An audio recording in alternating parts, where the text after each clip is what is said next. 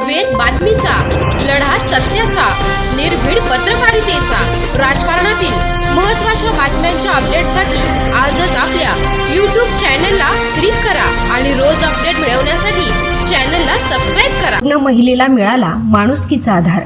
साकूरमध्ये माऊलीच्या रूपाने मिळाला नवजीवनाचा हात. संगमनेर तालुक्यातील साकूर गावात गेल्या काही दिवसांपासून एक अज्ञात मनोरुग्ण महिला गावभर भटकत होती. कधी बसस्थानक, कधी बाजारतळ तर कधी मंदिर परिसरात रात्र काढणाऱ्या या असहाय्य महिलेकडे अनेक जण केवळ पाहत होते. पण काही टवाळखोर आणि दारूच्या नशेत असलेल्या व्यक्तींनी तिचा छळ सुरू केल्याने परिस्थिती अधिक गंभीर बनली. मात्र अशा वेळी साकूर गावाने माणुसकी जिवंत असल्याचे दाखवून दिले. ही बाब सामाजिक कार्यकर्ते तथा रिक्षा चालक अशोक सोनवणे यांच्या निदर्शनास आली. त्यांनी तात्काळ ग्रामपंचायतीला माहिती दिली. उपसरपंच तथा बाजार समितीचे सभापती शंकरराव पाटील खेमनर, सरपंच सचिन सोनवणे आणि ग्रामपंचायतीने त्वरित दखल घेत आशा सेविकांमार्फत महिलेची चौकशी केली.